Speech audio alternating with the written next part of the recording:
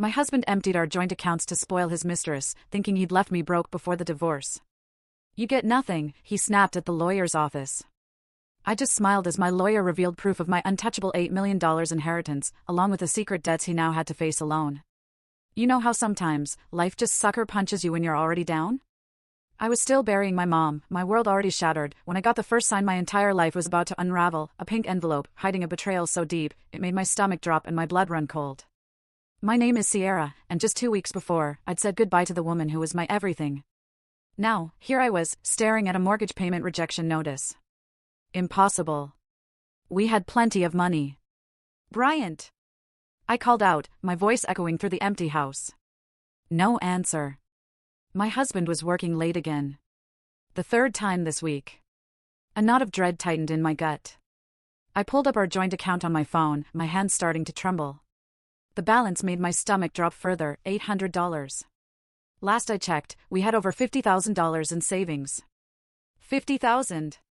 I scrolled through recent transactions, each one hitting me like a physical blow: hotel charges, first-class flights, a $12,000 transfer to an account I didn't recognize. What the hell? Just then, the front door clicked open. Hey, babe, Bryant said, loosening his tie. He smelled like expensive cologne, something I didn't recognize, not his usual brand. I swallowed, trying to keep my voice steady. Care to explain this? I held up the pink notice. He barely glanced at it. Must be a bank error, honey. I'll handle it tomorrow. And the empty savings account? His face changed then, just slightly. A tightening around the eyes. A flicker of something I couldn't quite place. Sierra, you shouldn't worry about finances right now. You're grieving. Let me handle everything. Don't do that, I said, my voice rising. Don't use Mom's death to dodge my questions. Sierra, come on. You're emotional. It's been a rough few weeks. He sighed, running a hand through his hair, as if I was the one being difficult. Stop. Just stop. I pulled up the transaction history again. What's this hotel charge from last Thursday? A business meeting in Miami? You told me you were in Chicago. He sighed again, a long, exasperated sound. Look, some investments didn't pan out. The market's been volatile. I had to move some money around. $50,000 worth? My voice cracked. You're not thinking clearly, he said, using that patronizing tone he perfected lately. Why don't you take one of your anxiety pills and get some rest? I wanted to scream, to throw something, to just shatter everything around me. Instead, Mom's last words echoed in my mind. Patience reveals all truths. You're right, I said quietly, surprising even myself. I should rest. Relief flooded his face. He kissed my forehead, a gesture that now felt utterly hollow, sickeningly false. I've got another late meeting tomorrow. Don't wait up. That night, I lay awake, the words patience reveals all truths swirling in my head. I thought back to Mom's funeral. How Bryant kept checking his phone. How my sister, Rebecca, showed up late, barely spoke to me, but then cornered Bryant for a lengthy, hushed conversation I couldn't hear. It was like puzzle pieces, slowly, sickeningly, clicking into place. The next morning, I called Deacon, my friend who works in forensic accounting. Can you help me trace some transactions? I asked quietly. Of course, he said immediately. Everything okay? No, I told him, my voice firm. But I'm going to find out why. I spent that afternoon in my mother's empty house, sorting through her papers, trying to make sense of the world without her. A photo fell from one of her folders, Mom and me at my wedding, both beaming. Bryant's arm around my waist. All lies. My phone buzzed. A text from Rebecca, asterisk, how are you holding up? By the way, did Mom ever discuss the inheritance details with you? Asterisk, I stared at the message. Rebecca hadn't asked how I was doing once since the funeral, but now she wanted to know about money. Another notification popped up. Our joint credit card app. A new charge, for $1,800 at Tiffany & Company. My hands were steady as I took screenshots. I forwarded them to Deacon, then opened my banking app and began documenting everything. The grief counselor Mom insisted I see before she died had said something that suddenly made chilling sense. Sometimes the deepest betrayals come wrapped in concern. Brian came home at midnight. I pretended to be asleep as he showered, erasing whatever evidence clung to his skin. In the darkness, I made a silent promise to my mother. I would be patient. I would be smart. And I would find out exactly what was happening to the life I thought I had. The next morning, another pink envelope arrived. This time, it was a missed payment notice for our car insurance. I added it to my growing file of evidence, right next to the funeral program where Bryant had eulogized my mother so beautifully, calling her the wisest woman I've ever known. If only he knew just how wise she'd been. Because somewhere in this house, in these papers, was the truth about my inheritance. And something told me Mom had seen this coming long before I did. I picked up my phone and called Rachel, the therapist Mom recommended. "I need an appointment," I said. "Today, if possible." "Of course," she replied. "What should I put as the reason for visit?" I watched another bank alert pop up on my phone, a transfer of $3,000 to an account labeled holdings. "Let's call it marriage counseling," I said. "For now." "These aren't business expenses," Deacon said, spreading bank statements across my kitchen table. "Unless your husband's company routinely holds meetings at the Four Seasons Resort in Maui." I sipped my coffee, now cold. We'd been at this for hours. "Show me everything." First-class tickets to Miami, booked for 2. Suite reservations. Jewelry purchases, lots of them. And this, he pointed to a highlighted line, a down payment on a luxury condo through Paradise Valley Real Estate Trust. "We don't own property in Paradise Valley," I said, a sick feeling building in my stomach. "No," Deacon said carefully. "But someone named Amber Santos does. And Bryant's signature is all over the paperwork." The name hit me like ice water. Amber. I'd seen it before, somewhere. Here. I pulled up my phone, scrolling through old texts. 3 months ago, Bryant mentioned hiring a new marketing coordinator named Amber. 27 years old, Deacon added, pulling up her LinkedIn profile. Started at Bryant's company 8 months ago. My coffee mug shattered against the wall before I even realized I'd thrown it. "Sierra?" "I'm fine." I wasn't. "Keep going. The condo closed 2 weeks ago. Right after your mother's funeral. While I was picking out my mother's casket, my husband was picking out real estate with his mistress." My phone buzzed. Rachel, my therapist, confirming our afternoon appointment. "Thank God." "There's more," Deacon said. "The down payment? It came from your joint savings. But the monthly payments are being auto-drafted from an account I can't trace yet. Can you get photos?" I asked, my voice flat. He hesitated. "Already did. Had my PI friend watch the condo." He slid an envelope across the table. "You sure you want to see these?" I opened it. Bryant and a young woman with long, dark hair entering the Paradise Valley condo. Him carrying takeout bags. Her laughing. Another shot, them on the balcony, his arms around her waist, the same way he used to hold me. The final photo, them kissing in the parking lot next to his car, the same car I'd helped him pick out last year. "When were these taken?" I whispered. "Yesterday. During his late meeting. My phone buzzed again. Bryant, working late again. "Don't wait up. Love you, I showed Deacon the text. He swore under his breath. "There's one more thing," he said. "Your sister, Rebecca. She called Bryant's office multiple times before your mother died, always asking for him directly." The pieces clicked. Rebecca's sudden interest in the inheritance. Her private conversation with Bryant at the funeral. My own sister. "I need to go," I said, gathering the photos. "I have therapy." Rachel's office was exactly as Mom described it.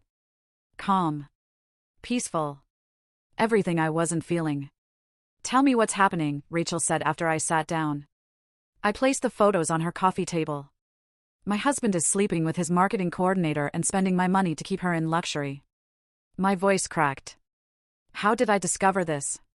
Bounced mortgage payments, empty accounts. Then I started digging. I laughed bitterly.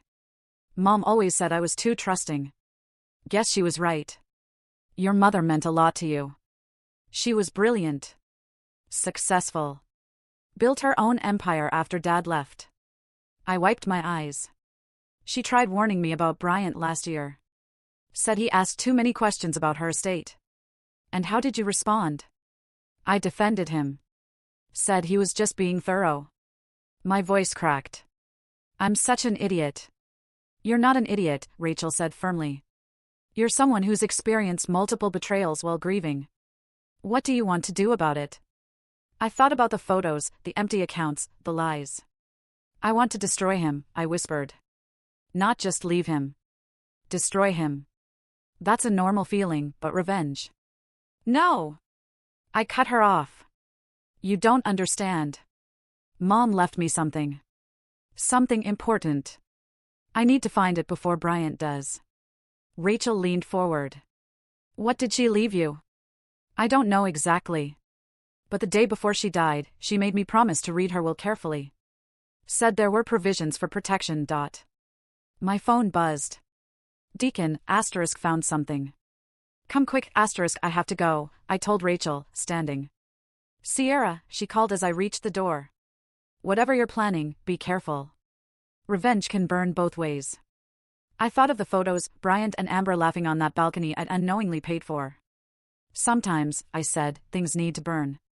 Outside, another text waited. Rebecca, * we need to talk about Mom's estate. Bryant mentioned some concerns, * I deleted it without responding. Let them think I was still the grieving, clueless wife. They'd learn soon enough just how much my mother's daughter had learned about patience and payback. $8 million, Deacon said, sliding the trust document across his desk. Your mother put everything in a protected trust. Bryant can't touch it. Not a single penny. I read through the paperwork, my hands trembling. What does this mean?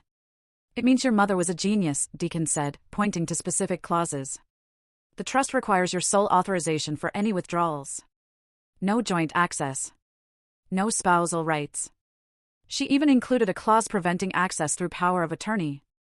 So all this time, all the money Bryant's been spending, it came from your joint accounts? Not the trust? He probably thought he'd get access to the trust after draining your liquid assets. I remembered Mom's last conversation with me, how she'd squeezed my hand and said, sometimes love blinds us to truth. That's why we need safety nets. My phone buzzed. Bryant, * need to transfer more money for business expenses. What's the hold up with the accounts, * I ignored it. What happens now? Well, Deacon smiled, legally, you can close all joint accounts with just your signature. The trust gives you that power. Do it, I said. Close everything. Already did. This morning. My phone buzzed again. Multiple notifications from our banking app. Bryant would be seeing them too. He's going to be furious, I said. Let him, Deacon replied. Every purchase he made with Amber, every hotel stay, every flight, it's all documented. And since he moved the money to private accounts without your consent, it's technically financial fraud. A knock at the office door made us both jump. Rebecca stood there, perfectly manicured and wearing our mother's old pearls. Sorry to interrupt, she said, not sounding sorry at all. I've been trying to reach you, Sierra. I've been busy. So I see. My eyes flickered to the trust documents. Having money troubles? Nothing I can't handle. Bryant seems worried. He called me yesterday. Of course he did. I stood up. Tell me, Rebecca. How long have you been feeding him information about Mom's estate? She flinched, just slightly, but enough. I don't know what you're talking about. Phone records don't lie, sis. All those calls to his office before Mom died. Did he promise to share the money once he got his hands on it? He was concerned about you, she said, but her voice wavered. After Mom changed her will. Changed her will? This was new. Rebecca's face went pale. I shouldn't have said that. No, please continue. Tell me how you and my husband conspired to steal my inheritance while my mother was dying. It wasn't like that. She stepped forward. Mom always favored you. Everything was always for you. Bryant understood how unfair. Get out. My voice was ice now. After she left, Deacon whistled low. Your sister's involved deeper than we thought. Doesn't matter, I picked up the trust documents. She failed. They all failed. My phone rang. Bryant. I answered on speaker. What the hell did you do? He shouted. All our accounts are closed. Our accounts? I kept my voice calm. You mean the accounts you've been using to fund your love nest with Amber? Silence. Sierra, I can explain. No need. The Four Seasons receipts explained plenty. So did the photos. Photos? You had me followed? His voice cracked. Baby, please. We can work this out. The money. I'll pay it all back. With what money, Bryant?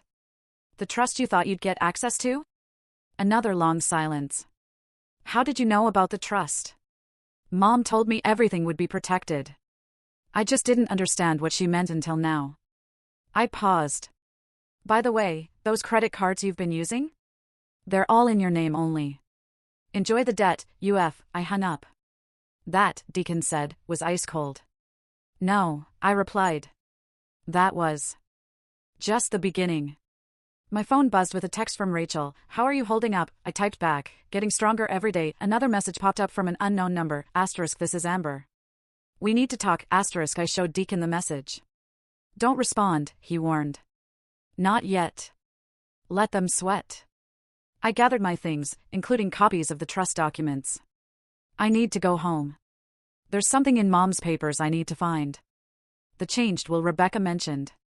Yes, Mom never told me about any changes. I headed for the door. And I need to know why. Sierra. Deacon called after me. Whatever you find, remember your mother protected you for a reason. Don't let revenge make you sloppy. I thought of Bryant and Rebecca plotting behind my back, of Amber in that luxury condo, of all the lies. Don't worry, I said. I learned patience from the best. Outside, the sun was setting. Somewhere across town, Bryant was probably panicking, realizing his carefully laid plans were crumbling. Good. Mom always said karma works on its own timeline. But sometimes, karma needs a little help. The memory hit me as I sorted through Mom's papers. Rebecca, age 16, screaming at our mother, you always loved her more. I was 18 then. Mom had just announced she was paying for my college tuition. Rebecca's grades weren't good enough for the same offer. Now, 15 years later, I found what I was looking for, Mom's original will, dated 3 months before her death. And there, paperclipped to it, a handwritten note. Asterisk, my dearest Sierra, if you're reading this, someone has betrayed you. Call this number. Love, Mom. Asterisk, my hands shook as I dialed. Harrison and Wade Law Offices. A receptionist answered. I need to speak with Kelvin Wade. My mother was Louisa Reynolds. Silence. Then, one moment, please. A deep voice came on the line. Sierra? I've been waiting for your call. You knew my mother? I was her lawyer for 20 years. She left specific instructions about the changed will. What changes? Not over the phone. Can you come in now? 40 minutes later, I sat in a plush office while Kelvin, a distinguished man in his late 40s, pulled out a thick file. 3 months ago, your mother received an interesting phone call, he began. From my sister, Rebecca? Yes. She was, shall we say, concerned about your husband's financial interests in the estate. My stomach turned. What did she tell Mom? That Bryant had been asking detailed questions about your mother's assets. About transfer rights after death. About ways to access trust funds through spousal privilege. Son of a bitch, I whispered. Your mother was very calm about it, Kelvin smiled. She said, now I know who to watch. That's when she changed her will. He handed me a document. She removed the standard inheritance structure and created the protected trust. But there's more. I scanned the papers. What am I looking at? Your mother added a clause, any debts incurred by your spouse using joint assets can be legally transferred to his sole responsibility. Wait. I sat up straighter. You mean all those charges Bryant made? The hotels, the condo, the gifts for his mistress? They're his debt now? Only his? A laugh bubbled up from my chest, half joy, half disbelief. There's something else, Kelvin said. Your sister's call wasn't the only warning sign. We traced a series of emails between Bryant and Rebecca dating back 6 months before your mother's death. He pushed a folder across the desk. Inside were printed emails, dozens of them. I can get half the trust fund if we play this right, Bryant had written. Just keep feeding me information about your mother's estate plans. Rebecca's response, what's in it for me? Asterisk 20%. Once I have control, I'll make sure you get what you deserve. Asterisk, my vision blurred with tears, of rage, of grief, of vindication. Mom knew, I whispered. She knew. And she protected me anyway.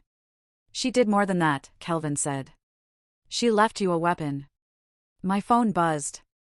Bryant again. Asterisk, please call me. We need to talk about the accounts. What do I do now? I asked Kelvin. That depends. Do you want justice, or do you want revenge? Is there a difference? Justice follows the law. Revenge follows the heart. He leaned forward. Lucky for you, your mother's will allows for both. Another buzz. Rebecca, Brian's freaking out. What did you do? Can you help me do this right? I asked Kelvin.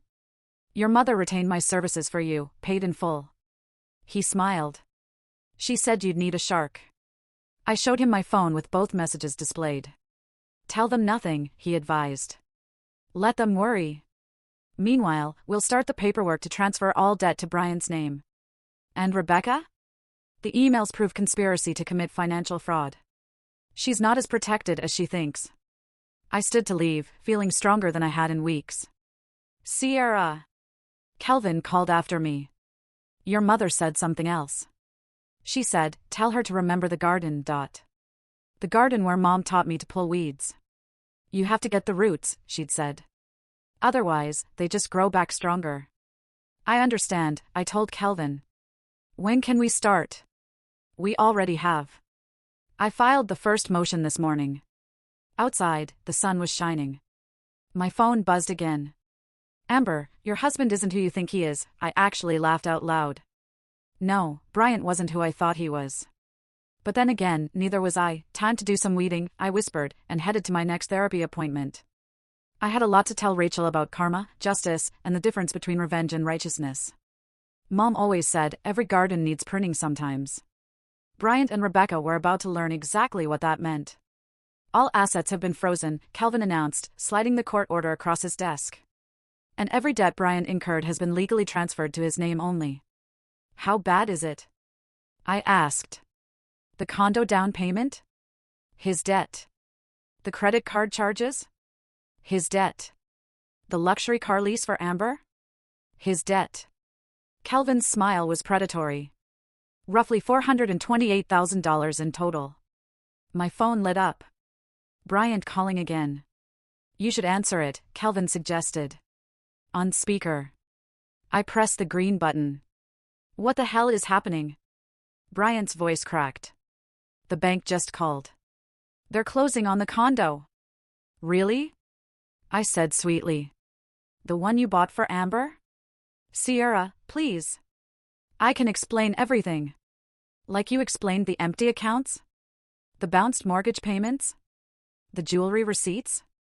I made some mistakes, he said, but this is cruel. You're destroying my life. No, Bryant, I said. I'm just making you pay your own bills. The credit card companies are calling. They're saying everything's in my name now. How did you? Mom's will had some interesting clauses, I cut in. About protecting her daughter from financial fraud. Silence. You knew about the trust, he finally said. All this time? No. Mom knew about you all this time. The line went dead. Kelvin nodded approvingly. Well handled. Now, about your sister? A commotion outside interrupted him. Rebecca burst through the door, face flushed. You vindictive bitch, she screamed. Brian just lost everything. Funny how karma works, I replied calmly. He was trying to help me.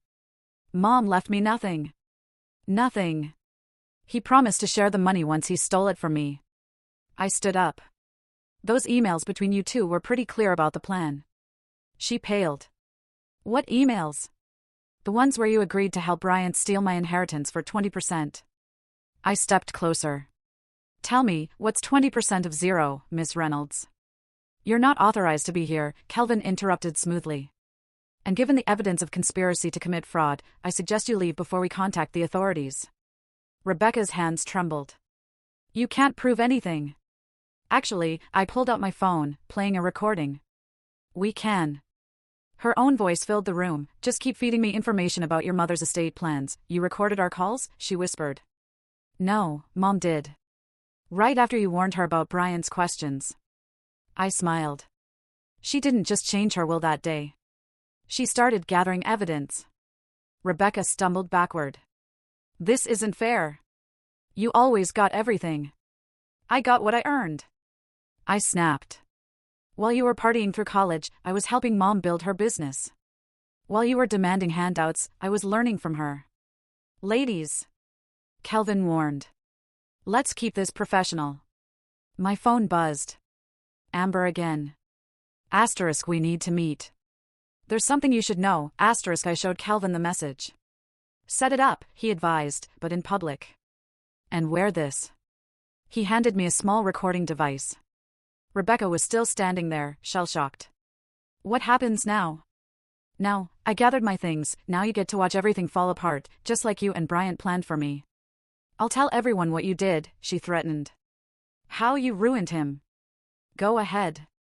Tell them how Moms will protected me from my husband's attempt to steal my inheritance.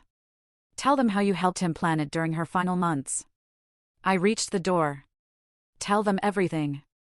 Outside, another text waited. Bryant, asterisk, please, I'm begging you. The banks are calling in all the loans, asterisk, I forwarded it to Kelvin with a simple message, start the divorce proceedings. My next stop was Rachel's office. She listened quietly as I explained everything. How do you feel? She asked when I finished. Powerful, I admitted. But also tired. Revenge takes energy, she noted. Are you ready for what comes next? You mean meeting Amber? I mean living with the consequences of all of it. I thought about Mom's last lesson, about gardens and weeds and patience. I'm not doing this for revenge anymore, I said. I'm doing it for truth. My phone lit up.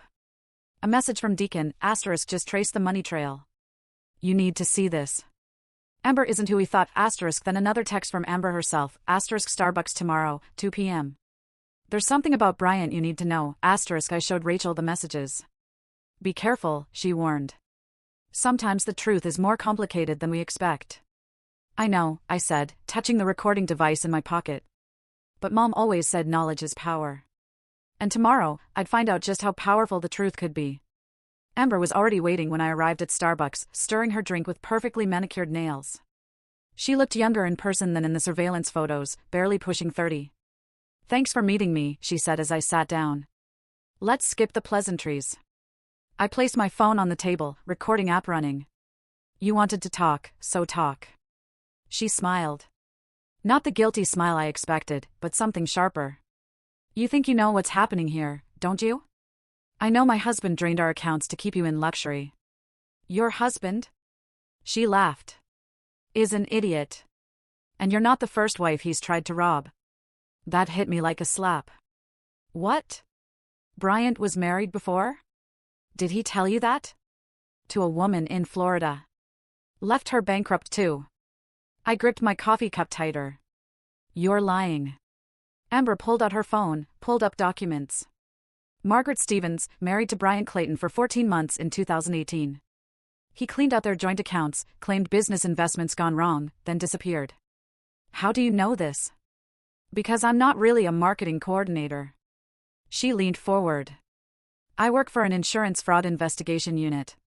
Bryant's been on our radar for years. My head spun. You're investigating him? We track people who marry into money, drain accounts, then vanish. Bryant's done it twice before you. She showed me more documents. The condo, the gifts, all evidence. We needed him to establish a pattern. So you're not sleeping with him? She grimaced. God, no. But I needed him to think I was the perfect mark. Young, naive, ready to help him hide assets. I sat back, processing. Does he know that I'm investigating him? No. He thinks I'm helping him set up offshore accounts for your mother's money. She smiled again. He has no idea those accounts are monitored by federal agents. My phone buzzed. Deacon, asterisk, found something about Amber. Call ASAP, asterisk, already figured it out, I texted back. Here's the thing, Amber continued. We have enough to arrest him for fraud, but with your help, we could make sure he never does this to anyone else. What do you need? Keep playing along. Let him think his plan is working. When he tries to transfer the trust money. He can't access the trust, I interrupted. Mom made sure of that. We know. But he doesn't. And when he tries? When he submits those forged documents he's been working on, my breath caught. Forged documents? Your sister's been helping him create fake trust transfer papers. They're pretty good forgeries, too. Amber pulled out more photos. These were taken last week. The images showed Bryant and Rebecca in her office, bent over papers. My blood boiled. What's the plan? I asked. Let him file the papers. The moment he does, we can add forgery and attempted trust fraud to the charges. She handed me a card. My real contact information. The investigation team will need your cooperation. My phone buzzed again. Bryant, *, I found a way to fix everything. Meeting with the bank tomorrow. Please don't do anything rash, *, perfect timing, Amber said. He's going to try using the forged documents tomorrow. And Rebecca? She'll be charged as an accomplice. Unless. Amber paused. Unless you want to give her a chance to flip on Bryant first? I thought about my sister's betrayal, her jealousy, her greed. No. Let her learn the hard way. You're sure she's still your sister? She stopped being my sister the moment she helped plan this during our mother's final months. Amber nodded. Fair enough. Oh, and Sierra? I'm sorry about your mom. She seemed like an amazing woman. She was. I stood up. She taught me to always look for the truth, even when it hurts. One more thing, Amber called as I turned to leave. Brian's planning to run. He bought plane tickets to the Cayman Islands for next week. Let me guess. First class? Of course. Using your credit card. I smiled. Except it's his credit card now, and it's about to be declined. Outside, I called Kelvin. Did you meet with Amber? He asked. Yes. And we need to move fast. Brian's making his play tomorrow. The forged documents. You knew? We've been working with the fraud unit for weeks. Your mother contacted them before she died. Of course she did. Mom always played the long game. I had one more call to make, to Rachel. How did it go? She asked. Better than expected. Turns out Mom wasn't just protecting me from a thief. She was helping catch one. And how does that make you feel? I watched another text from Bryant pop up, * baby, please. I love you. Let me make this right, * like my mother's daughter, I replied. Ready to finish what she started. Tomorrow, Bryant would learn the true cost of underestimating not just one, but 3 women, my mother, who saw him coming, Amber, who tracked him down, and me, who would make sure he never did this again. The courthouse hallway felt colder than I remembered. Bryant sat on a bench outside the courtroom, head in his hands, his expensive suit now wrinkled. Rebecca paced nearby, shooting nervous glances at the federal agent standing by the door. Ready? Kelvin asked, touching my arm. More than ready. We entered courtroom B just as Bryant's lawyer was setting up his documents, the forged ones, though he didn't know that yet. All rise, the bailiff called. Judge Martinez took her seat, reviewing the papers before her. This is regarding the Reynolds Trust dispute and divorce proceedings. Yes, Your Honor. Bryant's lawyer stepped forward. We have documentation proving my client's right to access the trust funds as a marital asset. Objection. Kelvin stood. Your Honor, before we proceed, we have evidence that those documents are forgeries. The room erupted in whispers. Bryant's face went pale. That's a serious accusation, Judge Martinez warned. We have federal agents present who can verify the forgery charges. Kelvin gestured to Amber, who stood in her official capacity, badge displayed, along with evidence of a pattern of similar financial fraud in other states. Bryant jumped up. This is ridiculous. Sierra, tell them, sit down, Mr. Clayton. The judge ordered. Miss Reynolds, do you wish to make a statement?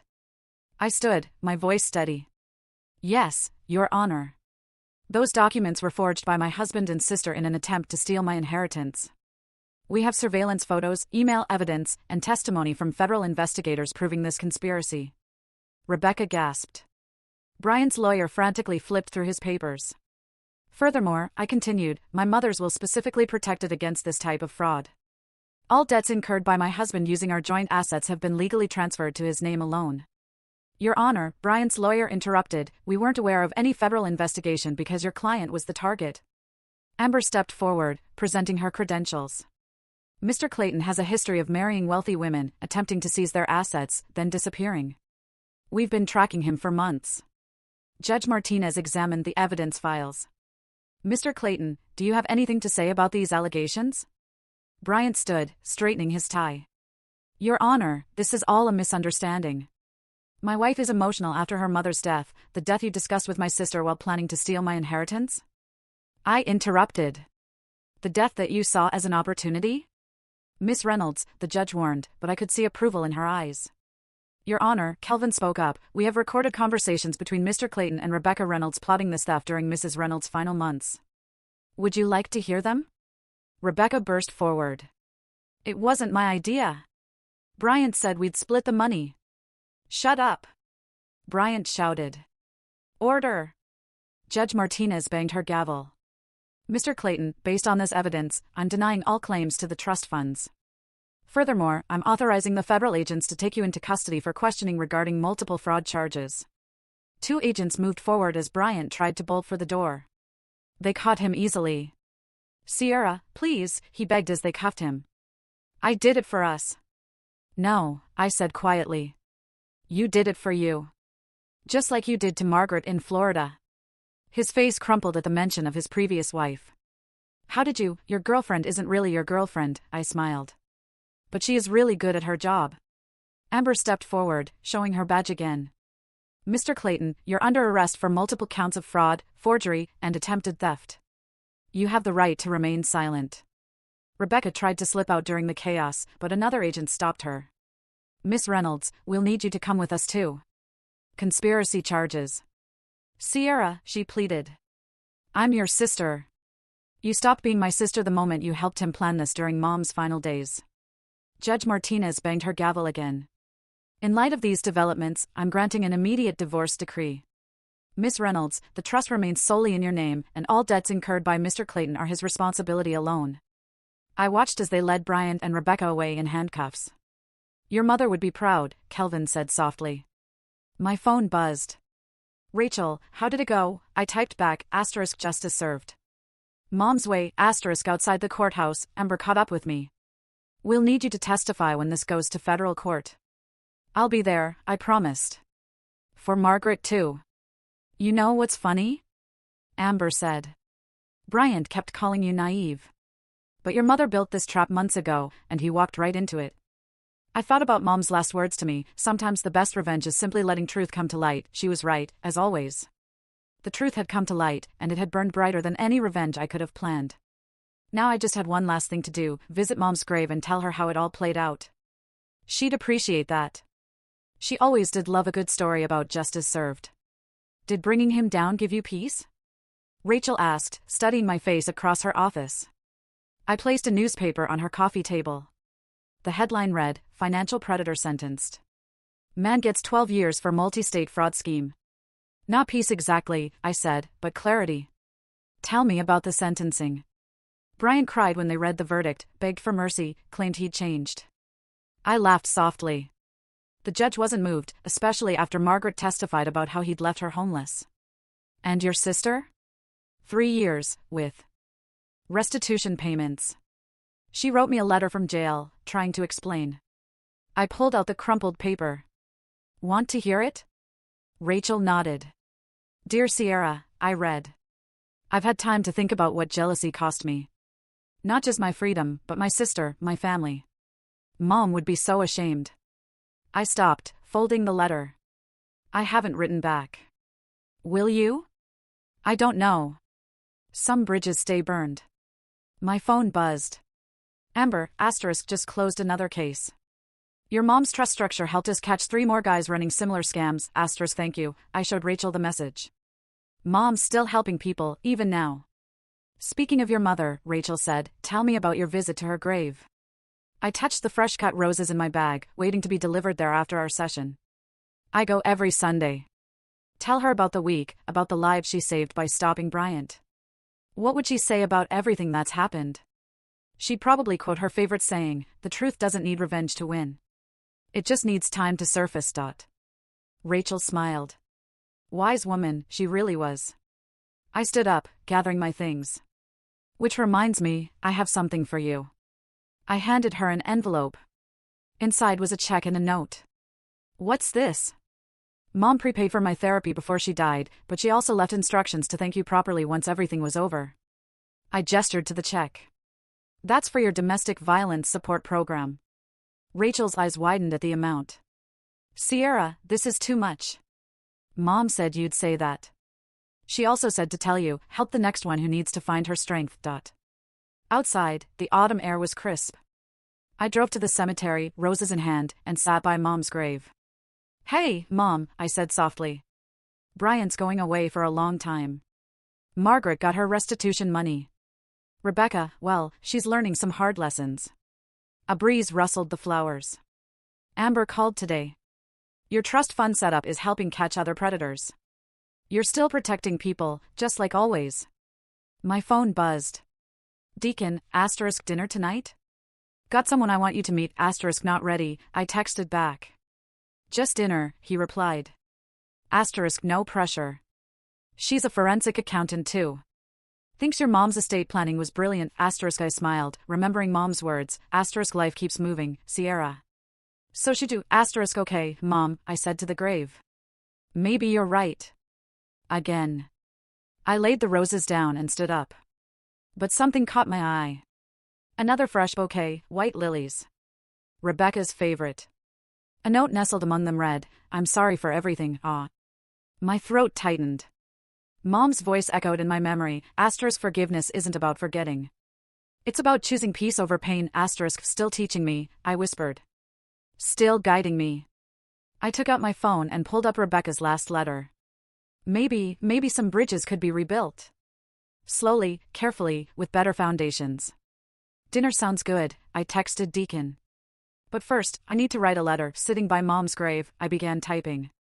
* Dear Rebecca, Mom always said truth needs time to surface. Maybe that applies to healing too. * A final message popped up from Rachel. * Remember what your mother said about gardens? Sometimes after weeding, new things can grow. * I looked at the roses and lilies side by side on Mom's grave. Different flowers, but both reaching for the same sun. I know, Mom, I said softly. I know. Time to plant something new. Standing up, I felt lighter somehow. Not healed, not completely, but ready. Ready to see what might grow in this garden I'd cleared of weeds. Ready to honor Mom's legacy not just through justice, but through growth. After all, that's what she'd really been protecting all along. Not just my money or my future, but my chance to bloom again after the storm. And somewhere, I knew she was smiling, watching her daughter finally step into the sun.